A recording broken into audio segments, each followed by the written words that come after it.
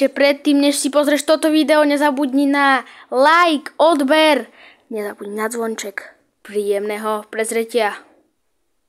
Čaute, vítajte u dnešného nového videa a dneska tu máme Champions League. No a toto video je špeciálne, pretože toto video bude posledné video Champions League roku 2024-25 sezóny, hej, posledné video. No a dneska tu budeme mať finále Champions League, ale nie je jednoduché, lebo dneska je to mini experiment. Čo by sa stalo, keby vo finále Champions League by hral FC Barcelona versus kráľovský Real Madrid? Dneska sa to dozvieme a tu vidíme náš zápas. Real Madrid a FC Barcelona, neskutočné derby, neskutočné El Clásico vo finále Ligy majstrov.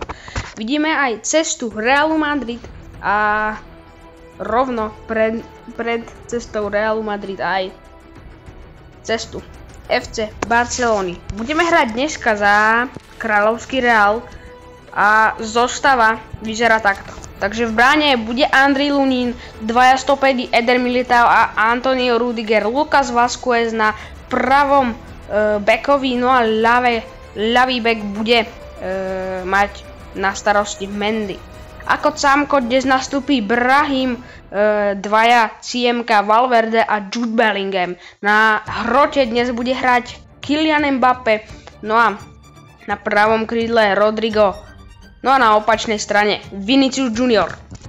Striedačka nasledovná, brankár 104-kový Courtois, jeden stoper Alaba, druhý stoper ale ľavý Fran Garcia, Modric ako Ciemko, Cidiemko, Tchouameni, Hroťák, Endrick, no a Camavinga ako tiež Semko. Môžeme ísť na zápas, ale ešte predtým, než začneme, chcem ťa poprosiť o like a odber na tento kanál, pretože chcem už konečne 100, už iba trošku, iba 11 odberateľov ostalo ku 100. No a tu vidíme nádhernú trofej Champions League.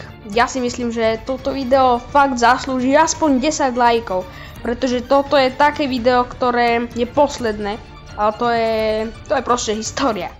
A je tu nástup, hráme na Santiago Bernabéu. Kapitán týmu Robert Lewandowski a Jude Bellingham vyvádzajú svoje týmy na tento trávnik a už o malú chvíľku budeme môcť vidieť aj spoločné fotenie z zostavy.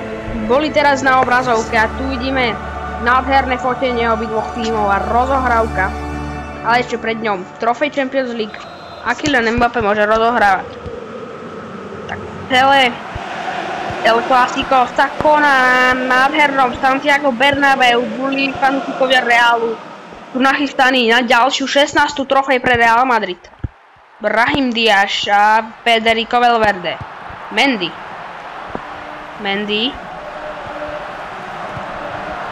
Ale pri lopte je Brahim Diaz. Bellingham, pozor Valverde. Ale bol tu faul. Rozohráva Iñaki Peña. Hrám na leveli profesionál, keby niekto nevedel, hej. To je taký stredný level a Brahim Diaz, Jude Bellingham. V finále bude napínavé, už to cítim, a Rafinha. A tu vidíme Marca Casado. Daniel Mo, Robert Lewandowski, niečo vymyslel, ale Rudiger. Bellingham dopredu a Rodrigo môže ísť do šprintu, Balde kľúčkuje, ale Balde, pozor, nezískal loptu, Mbappé ho našiel, Mbappé, pozor, nemá komu, a iba dozadu, Rodrigo, Bellingham z veľkej diaľky, gól! Dostal tu nie je 20. minúta, kapitán Realu Madrid, Jude Bellingham, nádherný gól. Veľmi ďaleká strela po zemi na Iñaki Peña. Trošku nestačilo, aby sa do nej dočiahol a nádherne otvorené skóre zápasu. Real vyhráva 1-0 na domácom Santiago Bernabéu. Lewandowski. Toto El Clásico je veľmi neuveriteľné, veľmi špeciálne El Clásico vo finále Ligy majstrov. Je to aj mini experiment a Rodrigo teraz je pri lopte. Brahim Diaz, Federico Valverde a zase Fran Mendy. Valverde dopredu, Bellingham. Brahim. Bellingham. Pozor zase Diaz. Brahim Diaz. Nemá komu zatiaľ, stále Valverde. Ale nahrávka superovi Dani Olmo. Real stratil loptu, ale Rudiger zachránil.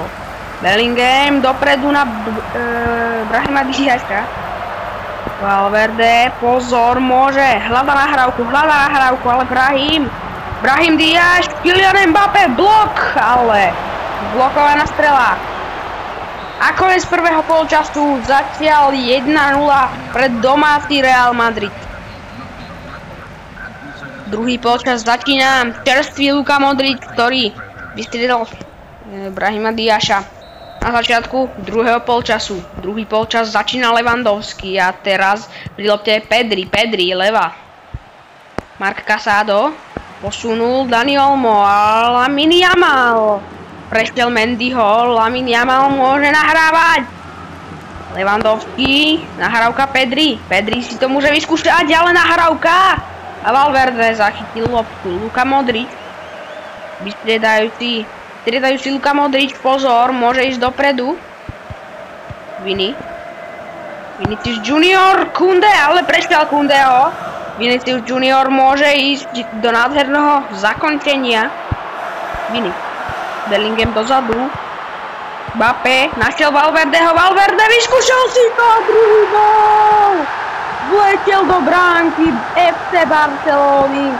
No a podľa mňa toto moc nie je realistické, pretože FC Barcelona, ja si myslím, že by to bolo presne naopak. A ja som väčší fanúšik FC Barcelony, ale hrám teraz za Real Madrid, hej. Ale ja som veľký fanúšik Barci.